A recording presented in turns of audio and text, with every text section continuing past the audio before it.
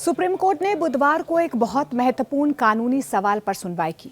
Court ने Allahabad high court के justice Yashwant Verma के महाभियोग की प्रक्रिया पर संदेह जाहिर किया है। सवाल ये कि क्या राज्यसभा की तरफ से प्रस्ताव खारिज करने पर लोकसभा की कार्यवाही भी खत्म हो जाएगी। जस्टिस दीपांकर दत्ता और जस्टिस एससी शर्मा की बेंच इस मामले को देख रही है। जस्टिस वर्मा ने लोकसभा स्पीकर के जांच कमेटी बनाने के फैसले को चुनौती दी है। उन्होंने तर्क दिया कि राज्यसभा और लोकसभा के बीच सलाह मशवरा नहीं हुआ है। लोकसभा सचिवालय का ये कहना है कि राज्यसभा ने प्रस्ताव स्वीकार ही नहीं किया, इसलिए पुरानी व्यवस्था लागू नहीं होती है। कोर्ट इस मामले की गहराई से जांच कर रहा है। इसमें जजों की जांच से जुड़े कानून की बारीकियों को भी समझा जा रहा है। ये फैसला भविष्य में महाभियोग की प्रक्रियाओं के लिए बहुत बड़ा उदाहरण बन सकता है। आपको बता दें कि जस्टिस यशवंत वर्मा के वकील मुकुल रोहतगी ने कोर्ट में कड़ी दलीलें पेश की। बार एंड बेंच की रिपोर्ट के मुताबिक उन्होंने कहा कि महाभियोग की प्रक्रिया में नियमों का पालन नहीं हुआ है।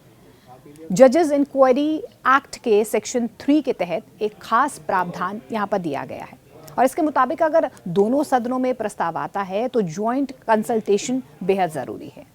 रोहतगी का यह भी कहना है कि लोकसभा स्पीकर ने राज्यसभा चेयरमैन के फैसले का इंतजार नहीं किया। उन्होंने एक तरफा तरीके से 3 सदस्यों की जांच कमेटी बना दी। वकील ने इसे कानून का उल्लंघन और प्रक्रिया की बहुत बड़ी चूक बताया है।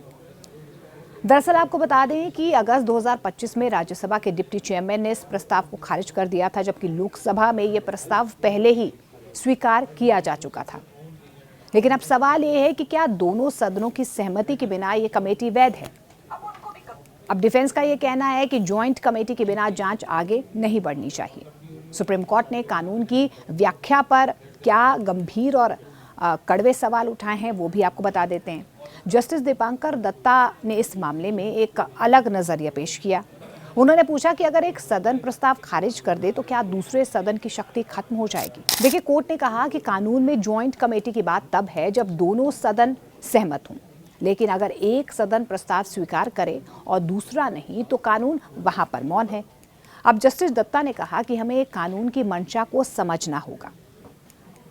क्या राज्यसभा की ना से लोकसभा का मोशन अपने आप फेल हो जाना चाहिए।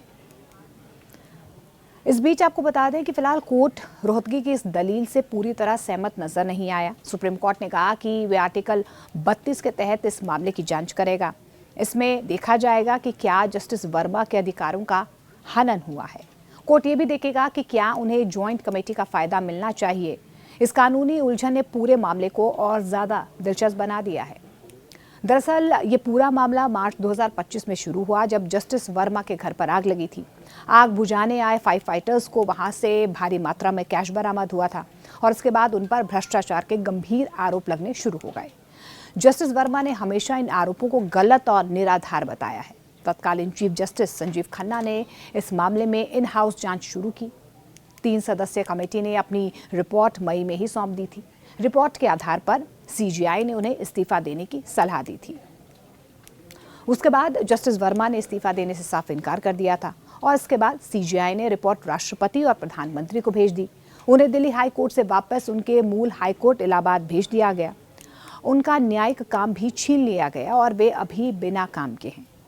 अब सुप्रीम कोर्ट पहले भी उनकी एक याचिका को इस पूरे मामले में खारिज कर चुका है। लोकसभा स्पीकर ने पिछले साल अगस्त में महाभियोग की प्रक्रिया शुरू की थी और इसके लिए 2 जजों और एक सीनियर वकील की कमेटी बनाई गई थी। इस कमेटी ने नवंबर 2025 में जस्टिस वर्मा से लिखित जवाब भी मांगा था। अब जवाब देने की आखिरी तारीख 12 जनवरी 2026 तक बढ़ा दी गई है। उन्हें 24 जनवरी को कमेटी के सामने व्यक्तिगत रूप से पेश होने को भी कहा गया है। जस्टिस वर्मा इस पूरी प्रक्रिया को रोकने के लिए सुप्रीम कोर्ट पहुंचे हुए थे। इस बीच सॉलिसिटर जनरल तुषार मेहता ने सरकार और लोकसभा का पक्ष रखा।